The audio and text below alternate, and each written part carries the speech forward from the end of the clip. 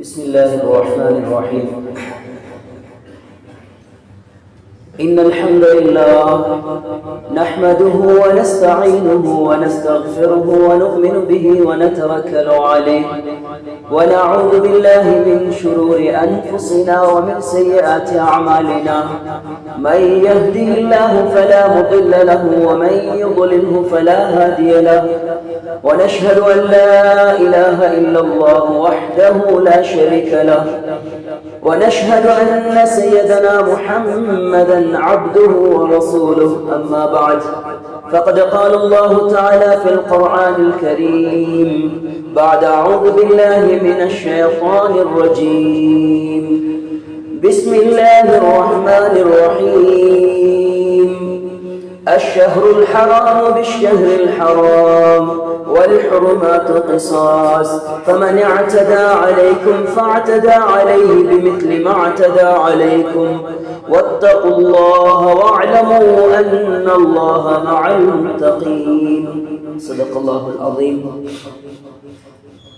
وقال نبينا صلى الله عليه وسلم: أول الصيام ذكر ربه، في صيامه شهر الله المحرم إذ هو أفضل الصيام، أو كما قال عليه الصلاة والسلام.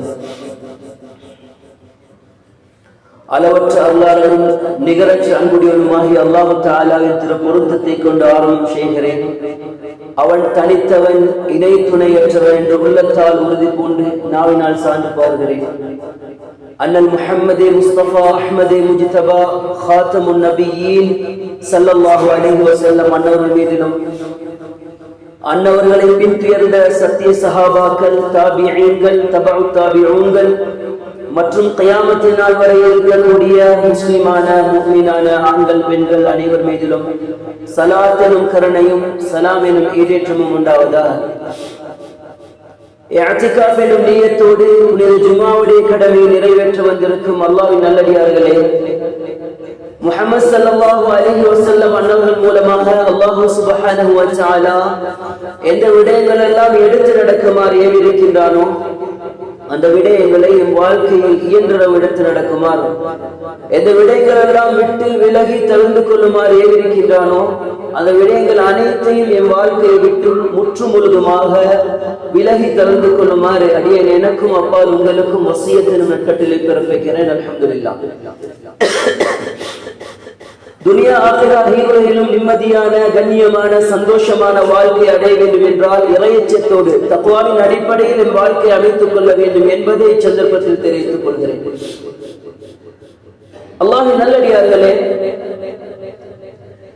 அல்லாஹ் சுப்ஹானஹு வ தஆலா இந்த மனிதனை படைத்து இந்த மனிதனை சிறப்புக்குரியவனாக ஆக்குவதற்காக வேண்டி அல்லாஹ் சுப்ஹானஹு வ தஆலா காலத்துக்கு காலம் நபிமார்களை அனுப்பினார். அந்த நபிமார்களுடைய வரலாற்றை எடுத்து பார்த்தால் இஸ்லாத்திற்காகவும் முஸ்லிமுக்காக வேண்டியும் தன் உயிரை கூட துச்சமாக மதித்தார்கள். அதே போன்றுதான் இறுதியாக வந்த ஸல்லல்லாஹு அலைஹி வஸல்லம் அவர்களும் அவருடைய பாசறையில் வளர்ந்த சஹாபாக்களும் இஸ்லாத்திற்காக வேண்டி உயிர் தியாகம் செய்தார்கள்.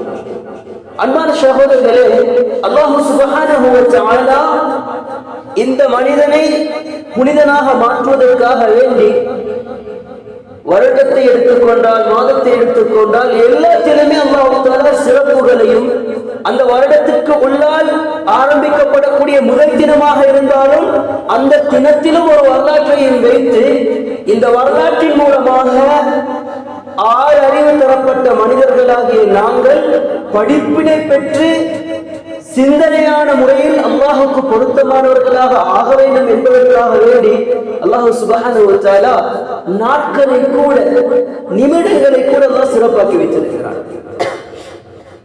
அன்பான சகோதரர்களே, வளரக்கூடிய இந்த வாலிப சமுதாயம் இப்ப பிறந்து ஒரு வயதிலிருந்து 2-3 வயதாக வாழ்ந்து கொண்டிருக்கக்கூடிய இந்த சின்ன குழந்தைகள், இந்த குழந்தைகள் எல்லாம் வாலிபர்களாக ஆகும் பொழுது இஸ்லாமிய மாதங்கள் என்றால் என்ன, இஸ்லாத்துடைய, அதாவது இன்னைக்கு நியூ இயர் என்று புது வருடத்தை கொண்டாடுகிறோமே, அப்ப இஸ்லாத்திற்கு அவ்வாறு இருக்கின்றதா? இஸ்லாத்தில புது வருடம் என்பது கிடையாதா? நாங்கள் எதை செய்ய வேண்டும் என்றாலும் அந்த ஆங்கில மாதத்தை போன்றுதான் செய்ய வேண்டுமா என்று கேள்வி கணக்கு கேட்கக்கூடிய காலம் மிக விரைவில் வர இருக்கின்றது. ஏனென்றால் பெற்றோர்களாக எங்களுக்கு கூட முஸ்லிம்களுடைய புது வருடம் என்னவென்று தெரியாது. இன்றைக்கு வியாபாரத்திற்காக வேண்டி அல்லது பாடசாலையில் எல்லா மக்களோடும் நாங்கள் சம உரிமையோடு இருக்கிறோம் என்பதற்காக வேண்டி மார்க்கத்தை விற்றுக் கொண்டிருக்கக்கூடிய எங்களில் பலர்கள் இருக்கிறார்கள். 2025 வருடம் பிறப்பதற்கு ஒரு 10-15 நாட்களுக்கு முன்னாலேயே ஹேப்பி நியூ இயர் என்று கடைகள்ல விளம்பரத்திற்காக வேண்டி இஸ்லாமிய மாதத்தை கூட மறந்து அந்த மாதங்களுடைய சிறப்புகளை போட்டு வியாபாரம் செய்யக்கூடிய காலங்களும் இருக்குது.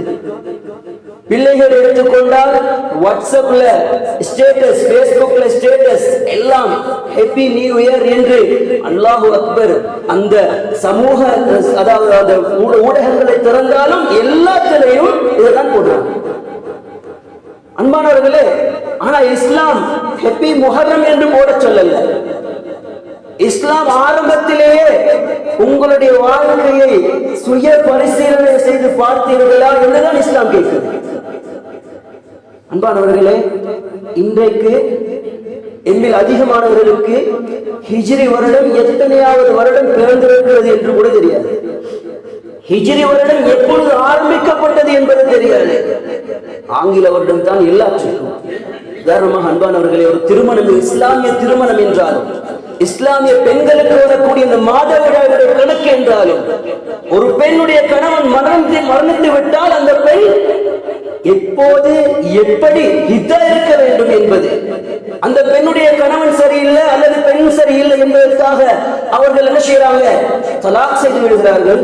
அவ்வாறு செய்துவிட்டால் அந்த பெண் ஹிதா இருக்க வேண்டும். அந்த ஹிதாவுடைய கணக்குகள் எல்லாமே அன்பானவர்களே இஸ்லாமிய அடிப்படையில் தான் கணக்கு பார்க்க வேண்டும். அன்பான சகோதரர்களே, ஒரு காலத்தில் எங்களுடைய மூதாதையர்கள், எங்களுடைய அதாவது எங்களுடைய தாயுடைய உம்மாமார்கள், தாயுடைய ஜெனரேஷன் மாறிவிட்டது, ஆனால் எங்களுடைய தாயுடைய உம்மாமார்கள் கூட அவருடைய எல்லா விஷயத்தையும் பிறை பார்த்துத்தான் தீர்மானிப்பார்கள், பிறை பார்த்துத்தான் எல்லாத்தையும் செய்வார்கள். மாணவர்களே, அதில் உள்ள அழகு இருந்தது, அதிலே இஸ்லாம் இருந்தது. இஸ்லாம் மங்கவில்லை.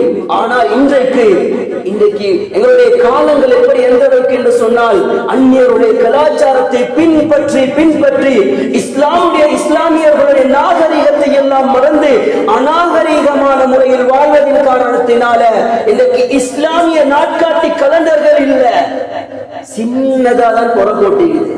இன்னைக்கு எல்லா கலண்டரையும் எடுத்துக்கொண்டால் பாருங்க, இன்றைய நாளுடைய டேட் இருக்கும், அதற்கு பக்கத்துல சிறிதாக என்ன செஞ்சிருப்பாங்க, இஸ்லாமியருடைய பிற நாட்காட்டி கலண்டர்கள். ஏன் காரணம்? அதை யாரும் பொருட்படுத்துவதில்லை. ஒரு திருமணம் எடுத்துக்கொண்டாலும் இத்தனையா செய்து பார்ப்போம். அதிலே சிலர்கள் நல்ல நாள் நல்ல நேரம் பார்க்கக்கூடியவர்கள் இருக்கிறாங்க. ஏன் அன்பானவர்களே, பிறை பார்த்து தீர்மானிக்க முடியாதா? இன்னைக்கு அதை பார்க்கிறோம் இல்லை. இன்னைக்கு ஆங்கிலேயருடைய அந்த வருடத்தை தான், கிறிஸ்துக்கு பின்னால் இருக்கக்கூடிய அந்த கலண்டருடைய அந்த வருடத்தை தான் நாங்கள் பார்த்துக் கொண்டிருக்கிறோம். மேலான சகோதரர்களே, இஸ்லாமியர்களுடைய வருடம் இருக்குது. இந்த வருடத்துக்கு நாங்கள் அதாவது இன்றைக்கு எங்களுடைய பிள்ளைகளிடத்துல வருடத்தில் எத்தனை நாட்கள் என்று கேட்டால் 365 அல்லது 364 என்று சொல்லுவோம். ஆனால் இஸ்லாமியர்களுடைய வருடத்துடைய கணக்கு பார்த்தால் ஆச்சரியமாகத்தான் இருக்கும். 354 அல்லது 355, 10 நாட்கள் குறைவு. இப்ப யோசிக்கலாம், அதில் குறைச்சு சொல்றாங்களோ தெரியாது. அன்பானவர்களே, இது கூட தெரியாமல் இருக்கிறோம், இன்னைக்கு இருந்து கொண்டிருக்கிறோம். மேலான சகோதரர்களே, அந்த அந்நிய கலாச்சாரத்துல வாழ்ந்து இஸ்லாமியர்களுடைய வாழ்க்கையை மறந்து இருக்கிறோம். எங்களுடைய வாழ்க்கை சென்ற வருடம் இஸ்லாமியனுடைய அடிப்படையில் பார்க்க வேண்டும் என்றால் இந்த வருடம் பிறந்திருக்கின்றது 1446 பிறை 5 இருந்து கொண்டிருக்கிறோம். புது வருடத்தில் நாங்கள் கால் தடம் வைத்திருக்கிறோம். அன்பான சகோதரர்களே, எங்களை விட்டு பிறந்தது 1445. எங்களுடைய வருடம் 46 போய்கொண்டிருக்கின்றது. அன்பான சகோதரர்களே, 1445 சென்ற வருடம் என்னுடைய வாழ்க்கையில் என்ன செய்தேன்? அன்பான சகோதரர்களே, இன்றைக்கு சுய பரிசீலனை என்று பார்க்கும் பொழுது வியாபாரத்தில் மாஷா அல்லாஹ் சற்று சிந்திச்சு பாருங்க. படிப்பு எடுத்துக்கொண்டாலும் குடும்பத்துடைய ஏதாவது ஏற்பாடுகள் எடுத்துக்கொண்டாலும் லாபம் வரும் என்ற நோக்கில் எதெல்லாம் இருக்கின்றதோ இதை எடுத்துக்கொண்டால் வருட முடிவில் கணக்கு பார்க்க ஆரம்பிப்போம். எப்படி? உதாரணமாக வியாபார ஸ்தலத்தை எடுத்துக் கொள்வோம். வியாபார ஸ்தலத்தில் இருக்கக்கூடிய முதலாளி கடைசி, அதாவது டிசம்பருடைய 31ஆம் தேதிக்கு பின்னால ஜனவரி ஆரம்பிக்குது, நியூ இயர் ஆரம்பிக்குது, புது வருடம் பிறக்குது என்று சொன்னால் எல்லா ஸ்டாஃப்களையும் கூப்பிட்டு சென்ற வருடம் எங்களுடைய வியாபாரத்தில் நாங்கள் கணக்கு பார்த்தோம், மாஷா அல்லாஹ் 2 கோடியை தாண்டிட்டு லாபம், அடுத்த வருடம் 4 கோடியையும் தாண்ட வேண்டும், அதற்கு நீங்கள் தான் முயற்சி செய்ய வேண்டும், உங்களுடைய முயற்சிக்குரிய கூலி போனஸ்கள் எல்லாம் நாங்கள் தர காத்துக் கொண்டிருக்கிறோம் என்றெல்லாம் கூப்பிட்டு எத்தனையோ முதலாளிமார்கள் தன்னுடைய ஸ்டாஃப்களை வேலை செய்யக்கூடியவர்களை கூப்பிட்டு தன்னுடைய லாபங்களையும் சந்தோஷத்தையும் பகிரக்கூடியவர்கள் இருக்கிறார்கள். அன்பானவர்களே, ஒரு முஸ்லிம் என்னுடைய வாழ்க்கையில் சென்ற வருடம் நான் பாவத்தில் இருந்தேன், சென்ற வருடம் தொழுகையில நான் மோசடி செய்தேன், சென்ற வருடம் வியாபாரங்கள்ல கொடுக்கல் வாங்கல்ல மனிதன் என்ற ரீதியில தவறுகளை தப்புகளை செய்தேன் தான். இந்த வருடம் அதை மாற்றிக்கொள்ள வேண்டும் என்பதற்காக என்னுடைய மனைவி, என்னுடைய பிள்ளை, என்னுடைய குடும்பம், என்னுடைய வியாபார ஸ்தலம், என்னுடைய வியாபாரத்தில் ஸ்தலத்தில் இருக்கக்கூடிய ஸ்டாஃப்களை கூப்பிட்டு அன்பானவர்களே, யாராவது ஒருத்தர் இந்த ஹிஜ்ரி பிறப்பில் ஆரம்பித்து சென்ற வருடம் என்னுடைய எல்லா விஷயத்திலும் நாங்கள் 0ஆக இருந்தாலும் அல்லது 1ஆம் நம்பரில் இருந்தாலும் அடுத்த வருடம் அதை விட அதிகமாக்க வேண்டும் என்பதை யாராவது கூறியிருந்தால் பேசக்கூடிய என்னையும் சேர்த்துத்தான் சொல்கிறேன். கூறுகிறோமா? சுய பரிசீலனை செய்கிறோமா? இல்லை அன்பானவர்களே, இல்லை. ரமலானுடைய காலத்துல பள்ளிவாசல் நிறைய நிரம்பி வழியக்கூடிய தொழுகைதாரிகள், ரமலானுடைய இறுதி பத்தில கியாமுல் லைல் என்ற அடிப்படையில எல்லா விஷயத்துக்கும் பள்ளிவாசலுக்கு நிரம்பி நிரம்பி இருக்கக்கூடியவர்கள் கூட இன்றைக்கு ஜும்மாவுடைய தொழுகைக்கு கூட பள்ளிவாசலுக்கு சமூகம் தராமல் தன்னுடைய வியாபாரம் தான் பெருசு, தன்னுடைய குடும்பம் தான் பெருசு. பாடசாலையுடைய நாட்கள்ல வெள்ளிக்கிழமை வருது, பிள்ளைகளை பாடசாலையிலிருந்து கூட்டி வர நான் தான் போக வேண்டும் என்பதற்காக ஜும்மாவை இல்லாமல் ஆக்கக்கூடிய பெற்றோர்கள், ஜும்மாவை இல்லாமல் ஆக்கக்கூடிய பிள்ளைகள் கூட இந்த சமுதாயத்தில் இருந்து கொண்டுதான் இருக்கிறார்கள் என்பவர்களே. கேவலம். சற்று சிந்திச்சு பாருங்க. நாங்கள் பேரளவில் முஸ்லிமா வாழ்ந்து கொண்டிருக்கிறோம். ஸல்லல்லாஹு அலைஹி வஸல்லம் சொன்னாங்க, சயத்தி அலன் நாஸி ஸமானுன் லா யப்கா மினல் இஸ்லாமி இல்லா இஸ்முஹு வ லா யப்கா மினல் குர்ஆனி இல்லா நஸ்முஹு. ஸல்லல்லாஹு அலைஹி வஸல்லம் சொன்னாங்க, மறுமையுடைய நாள் நெருங்க முஸ்லிம்கள் பெயர்ல மாத்திரம் தான் முஸ்லிம்களாக இருப்பாங்க.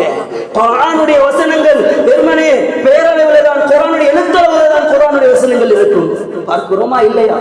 பள்ளிவாசல பாருங்க, எங்களுடைய பள்ளிவாசல்களை எடுத்து பாருங்க, குர்ஆன் கட்டுக்கட்டாக இருக்குது.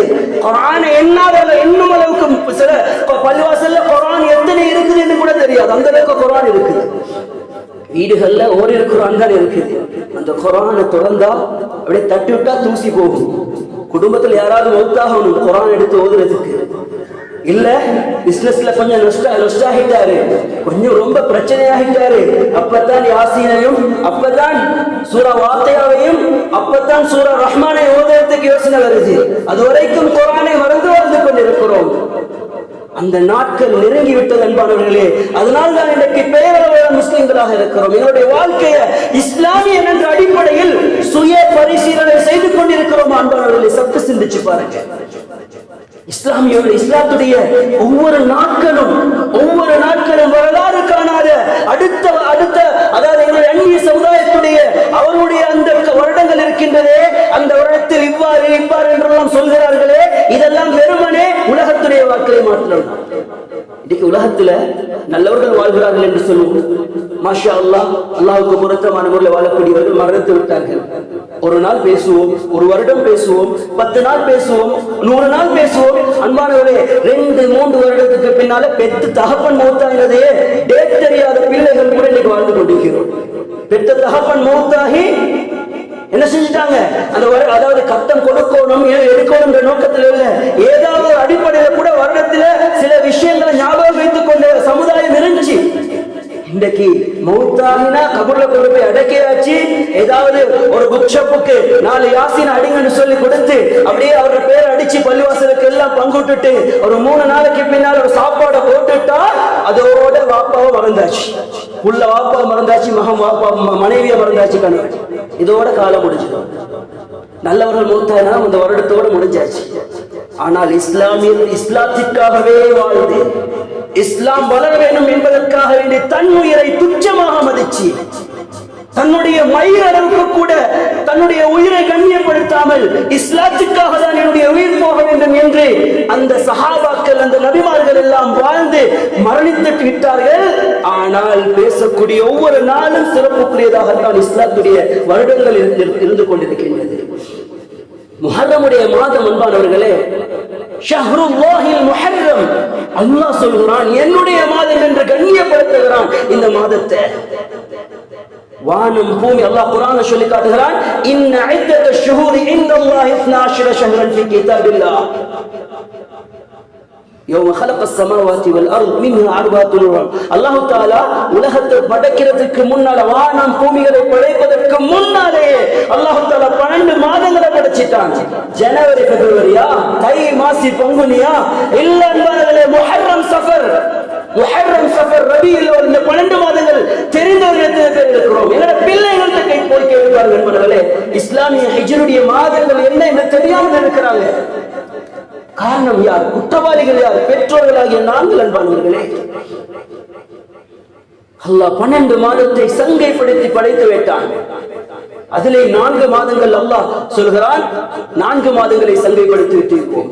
புகாரியுடைய ஹதீஸ்ல அந்த 4 மாதங்கள் எது? துல்காதா, துல்ஹிஜ்ஜா, முஹர்ரம், தொடர்ந்து வரக்கூடிய இந்த 3 மாதங்கள். அதே போன்று ரஜப் மாதம்.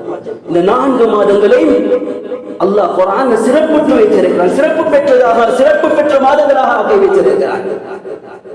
அஷ்ஷஹ்ருல் ஹராம் பிஷ்ஷஹ்ரில் ஹராம் வல் ஹுருமாத்து கிஸாஸ்.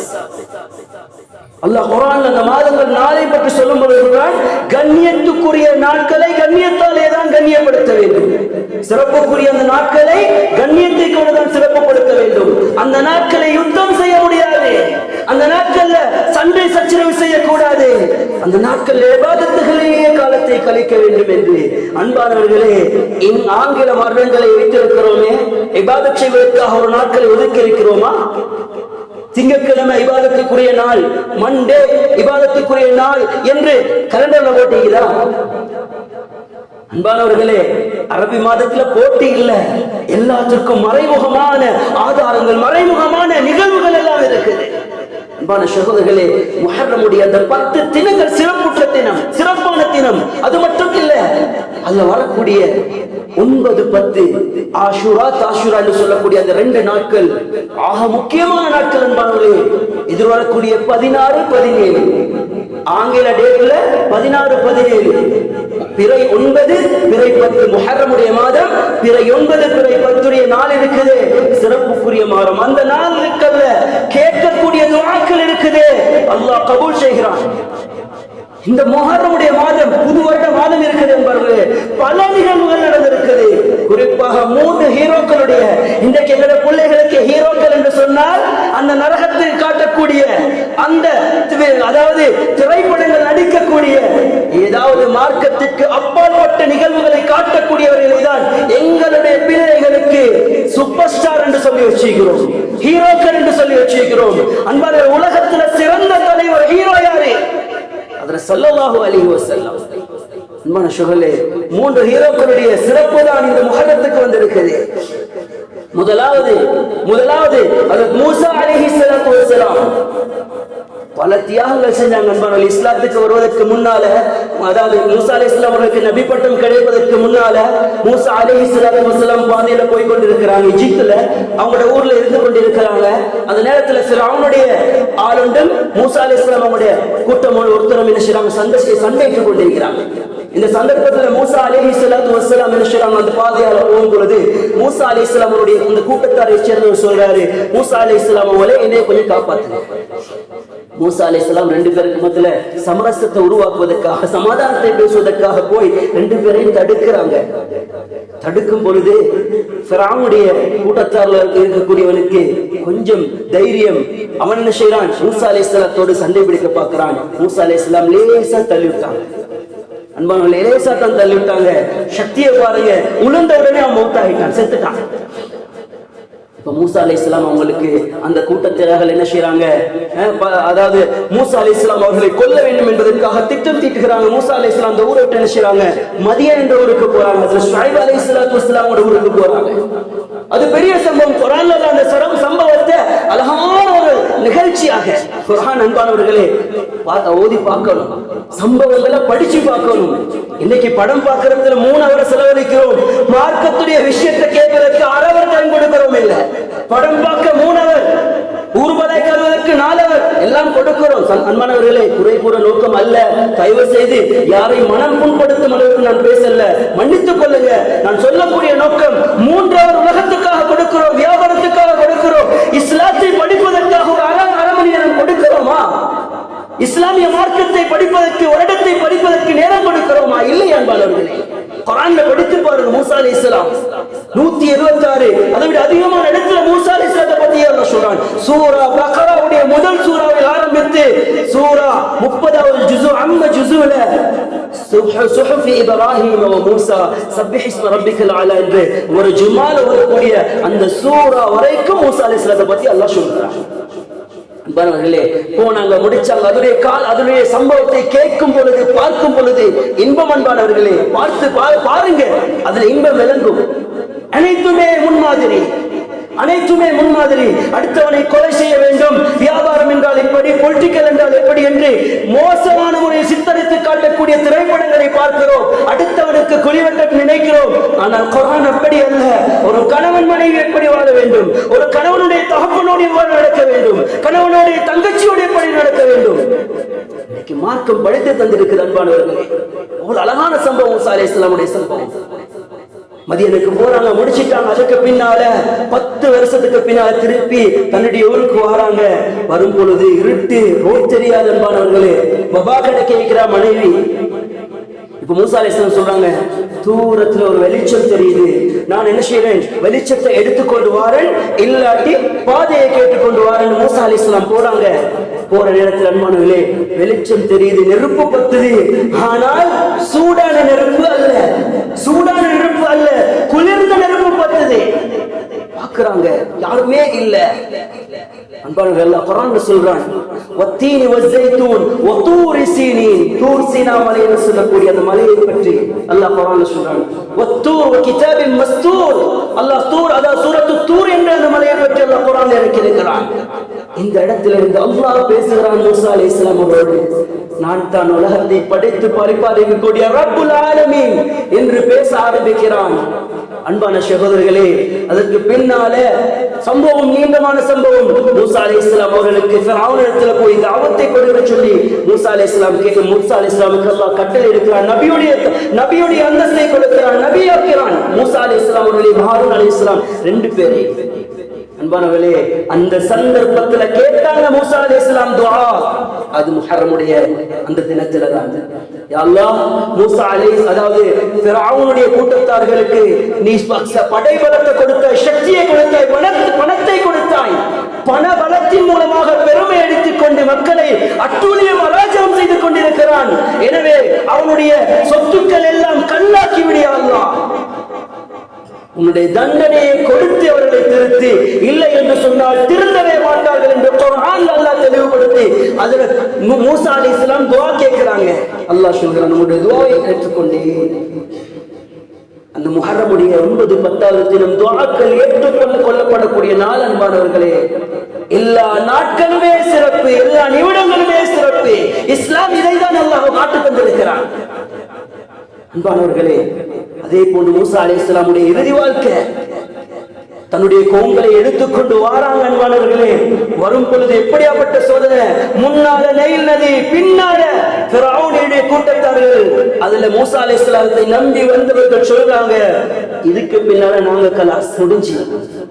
வாழ்க்கையோட முடிஞ்சிச்சு. ஆனால் மூசா அலைஹிஸ்ஸலாம் நம்பினாங்க. ரப்புல் ஆலமீன், அகிலத்தை படைத்து பரிபாலிக்கக்கூடிய ரப்புட்ட பிரச்சனையை கேளுங்க.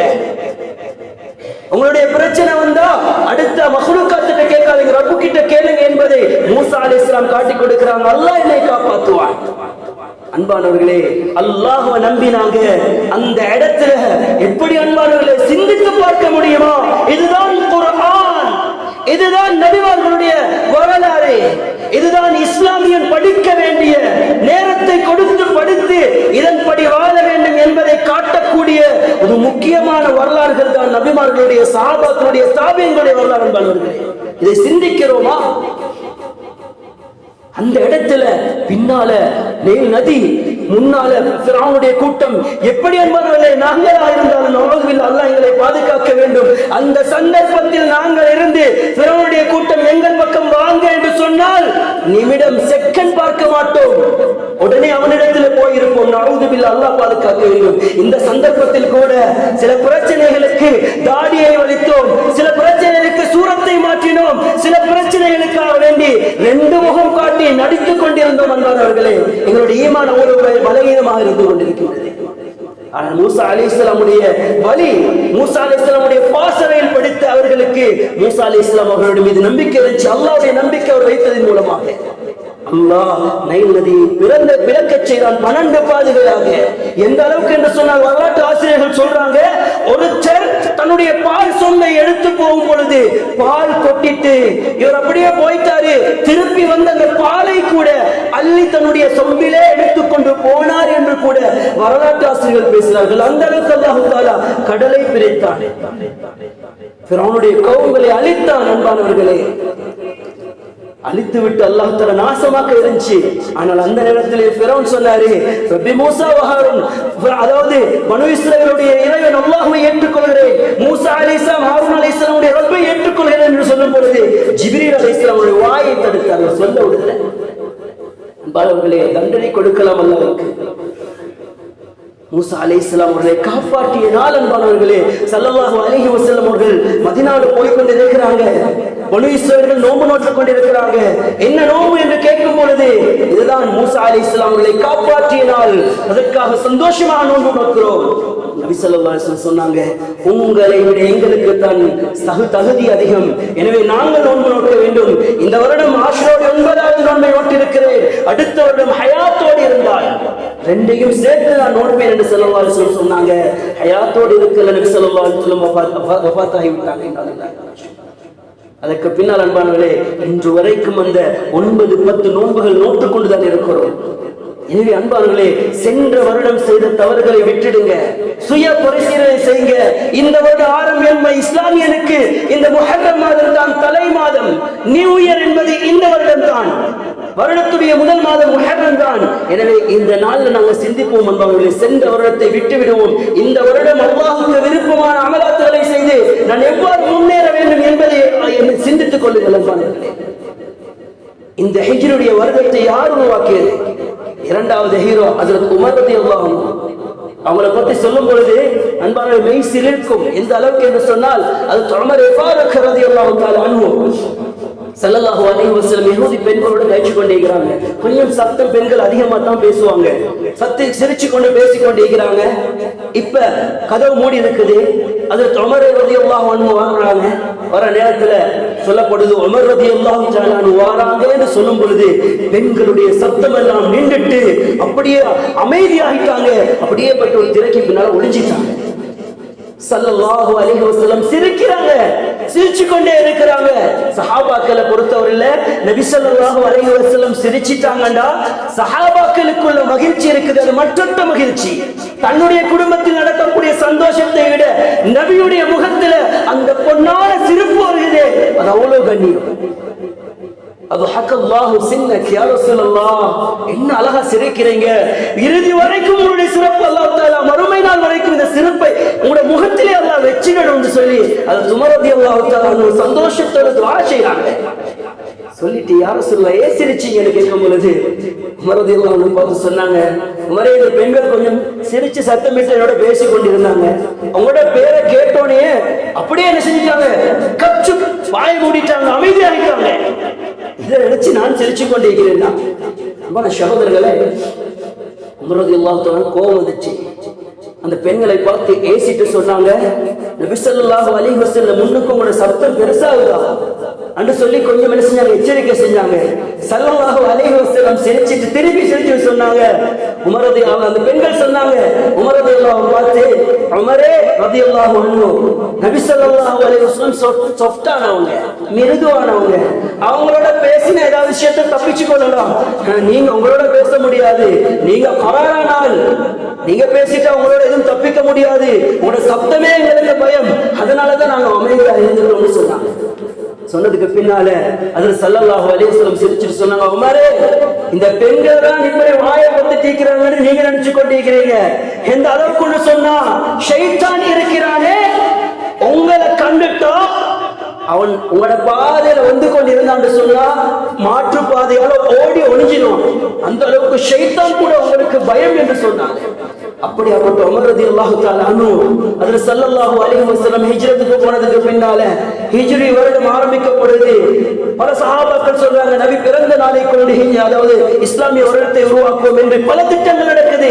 அந்த நேரத்தில் உமர் ரலியல்லாஹு தஆலா சொல்றாங்க, இல்ல, ஸல்லல்லாஹு அலைஹி வஸல்லம் மக்காவில் இருந்து இஸ்லாத்துக்காக வேண்டி, மக்காவில் இருந்து இஸ்லாமிய முஸ்லிம்களுக்காக வேண்டி தியாகம் செய்து அந்த ஊரை விட்டு போனாங்களே, ஹிஜ்ரத் செஞ்சாங்களே மதீனாவுக்கு, இந்த நாளில் இருந்து எங்களுடைய இஸ்லாமிய கலண்டரை உருவாக்குவோம் என்று உருவாக்கியதுதான் அன்பானவர்களே இந்த ஹிஜ்ரத்துடைய ஹிஜ்ரி என்ற ஹிஜ்ரத் செய்ததற்கு தான் சொல்லப்படும். எனவே இதிலிருந்து தான் ஆரம்பிக்கப்படும். எனவே அன்பான சகோதரர்களே, இந்த நிகழ்வுகளை பேச போனால் நாள் எடுக்கும், இன்னும் எடுக்கும்.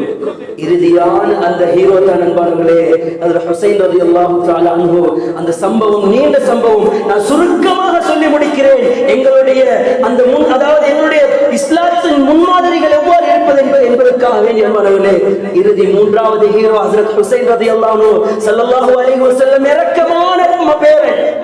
ஃபாத்திமா ரலியல்லாஹு அன்ஹுக்கு 6 பிள்ளைகள் அல்ல 3 பிள்ளைகள் தான். ஹசன் ரலியல்லாஹு, ஹுசைன் ரலியல்லாஹு, முஹ்சின் ரலியல்லாஹு அன்ஹு.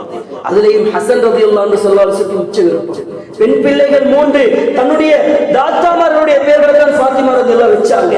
உம்மு குல்சூம் ரலியல்லாஹு அன்ஹா, ஸைனப் ரலியல்லாஹு அன்ஹா, ருக்கையா ரலியல்லாஹு அன்ஹா என்ற 3 பேரை வைத்தாங்க. அன்பான சகோதரர்களே, ஹஜ்ரத் ஹுசைன் ரலியல்லாஹு அன்ஹுக்கு அலி ரலியல்லாஹு அன்ஹு பேர் ஹர்ப். யுத்தத்திலே இஸ்லாத்துக்காக வேண்டிய உயிர் தியாகம் செஞ்சனால அதுதான் ஜஹன்ல வருது, அதுதான் மூளையில வரல. இஸ்லாத்துக்காக எதையாவது செய்ய வேண்டும் என்ற நோக்கமே தான் இருந்துச்சு. இன்னைக்கு எங்கட பிள்ளைகளுக்கு வைக்கக்கூடிய பேர் ஸ்டைல் பேர், மிக்னஸான்னு வைக்கலாம், தும்பு கட்டாண்டு பேர் வைக்கிறோம். ஆனா அவங்க அப்படி வைக்கல, வீரம் யுத்தம் என்று வச்சாங்க. ஸல்லல்லாஹு அலைஹி வஸல்லம் சொன்னாங்க, வானம் ஹசன் ஹுசைன், ஹுசைன் என்ற அழகான பெயரை வைங்க, அழகான அழகியவன் என்ற பெயரை வச்சாங்க. அன்பானவர்களே, ஸல்லல்லாஹு அலைஹி வஸல்லம் தான் காதிலே இகாமத் சொன்னாங்க, பாங்கு சொன்னாங்க. ஸல்லல்லாஹு அலைஹி வஸல்லம் தான் என்ன செஞ்சாங்க, பேர் வைத்தாங்க. ஃபாத்திமா ரலியல்லாஹு அன்ஹா முடிய வலிச்சு அவங்களுக்கு அந்த அகீகாவுடைய அந்த சுன்னத்தை நிறைவேற்றினாங்க. அதாவது அகீகா கொடுத்தாங்க. ஸல்லல்லாஹு அலைஹி வஸல்லம் தான் அகீகா கொடுத்தது. ஃபாத்திமா ரலியல்லாஹு முடி வலிச்சு அதற்குரிய பகரம் வெள்ளியை கொடுத்தாங்க. ஸல்லல்லாஹு அலைஹி வஸல்லம் அதிகமாக முத்தமிட்ட பேரன், உதட்டிலே முத்தமிட்ட பேரன் ஹஜ்ரத் ஹுசைன் ரலியல்லாஹு அன்ஹு. அன்பான சகோதரர்களே, மஜ்மஉ ஸவாயித் என்ற கிதாபில பதியப்படுது. இமாம் மஸ்ஸாயி ரஹ்மத்துல்லாஹி அலைஹி சொல்றாங்க, இந்த அளவுக்கு சொன்னா சலமா ரலியல்லாஹு அன்ஹு, உம்மு சலமா ரலியல்லாஹு சொல்றாங்க, வீட்டு வாசல்ல நான் ஒரு தடவை ஸல்லல்லாஹு அலைஹி வஸல்லம் தூங்கி கொண்டிருந்தாங்க.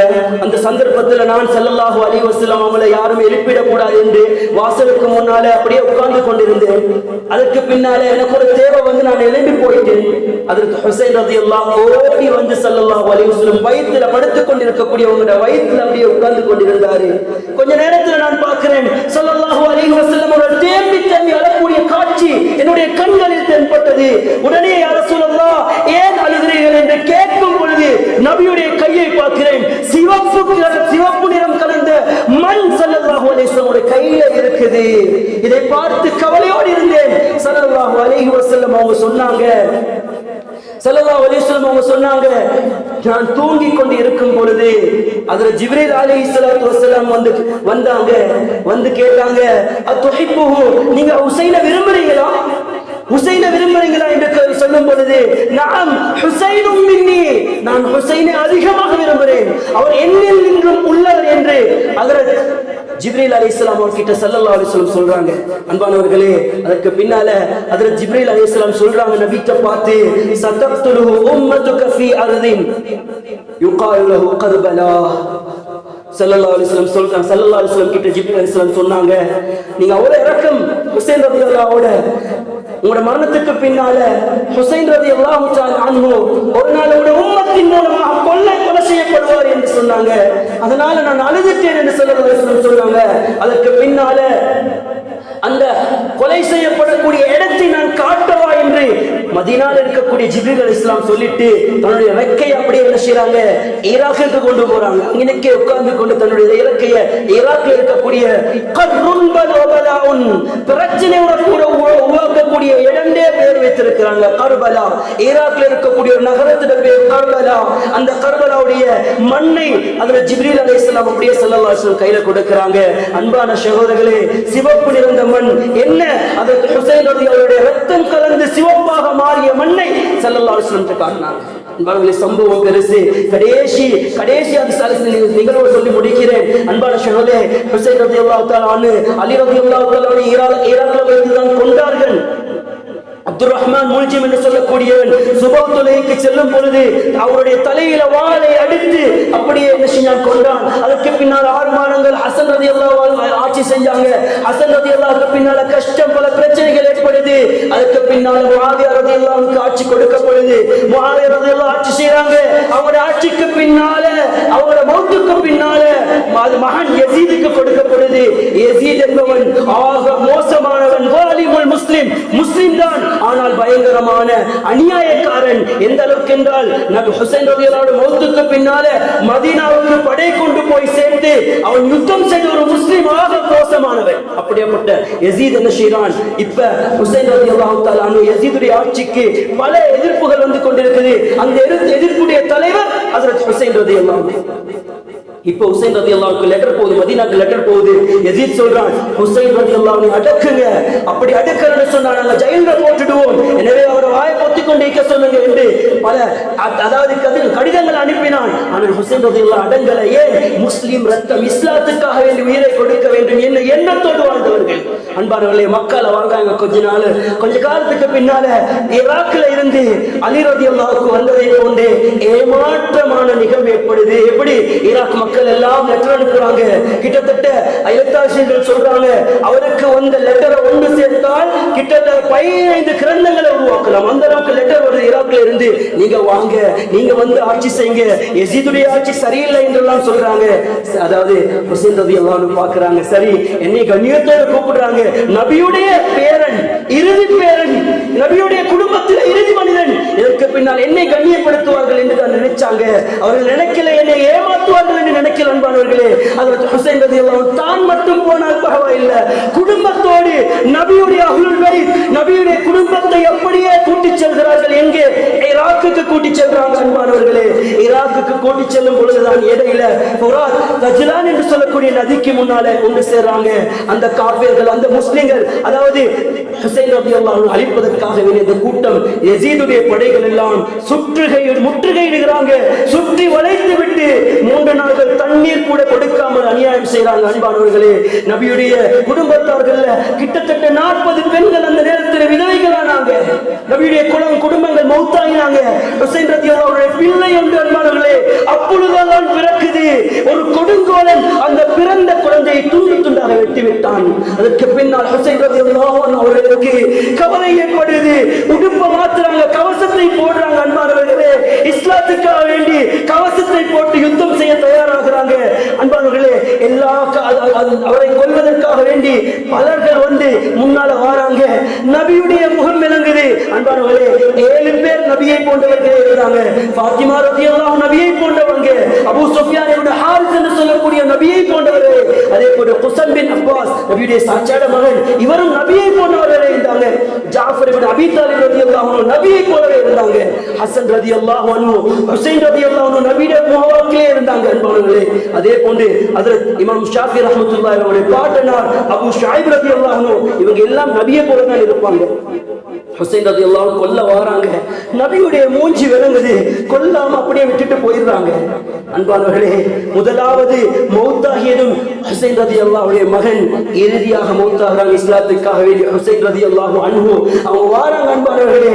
அவங்க இருக்கும் பொழுது ஷிம்ர் என்று சொல்லக்கூடியவன் அதற்கு ஹுசைன் ரலியல்லாஹு தஆலா அன்ஹு அவர்களை ஈட்டியால குத்தி குத்தி என்ன செய்றான், கொண்டு விடுகிறான்.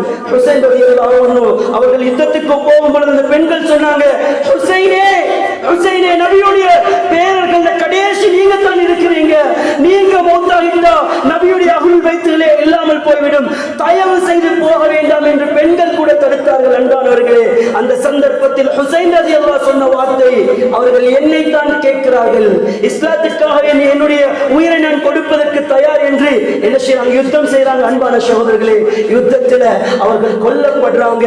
அவர்கள் கொல்லப்பட்டதுக்கு பின்னால ஷிம் என்று சொல்லக்கூடிய அந்த நயவஞ்சகன் அவன் என்ன செய்யறான், அதில் ஹுசைன் ரலியல்லாஹு அன்ஹு கழுத்தை துண்டாக வெட்டிட்டான். வெட்டி ஒரு பிளேட்ல போட்டு யஸீதுக்கு கொடுக்கிறான். அன்பானவர்களே, அந்த சபையில ஹஜ்ரத் அனஸ் ரலியல்லாஹு அன்ஹு இருக்கிறாங்க. இந்த சந்தர்ப்பத்தில் ஒருத்தர் அந்த யஸீத் என்று சொல்லக்கூடியவன் ஒரு துண்டால் ஒரு கம்பு குச்சால ஹஜ்ரத் ஹுசைன் ரலியல்லாஹு அன்ஹு உதட்டுக்கு அடிக்கிறான். அந்த நேரத்தில் ஹசன் ரலியல்லாஹு அதாவது அனஸ் ரலியல்லாஹு கத்தி சொல்றாங்க, அடே அந்த உதட்டுல நீ அடிக்காதே, நபியுடைய முத்தம் பட்டது. நபி ஸல்லல்லாஹு அலைஹி வஸல்லம் அந்த உதட்டுக்கு எத்தனையோ முத்தங்கள் கொடுத்தாங்க, எனவே அப்படி செய்யாது என்று அன்பானவர்கள் சொல்கிறாங்க. அவருடைய அதுக்கு பின்னால ஹுசைன் ரலியல்லாஹு அன்ஹுடைய வசியத் என்ன என்று சொன்னா, என்னுடைய தாய்க்கு பக்கத்தில் தான் அடக்கம் செய்ய வேண்டும் என்று. ஆனால் அவருடைய பொடியை கொடுக்கல. பொடி அன்பானவர்களே சில ரிவாயத்தில் வருது திமஷ்க்ல சிரியாவில் அடக்கம் செய்யப்பட்டது, சிலர்கள் சொல்றாங்க ஈராக்கில் அடக்கம் செய்யப்பட்டது.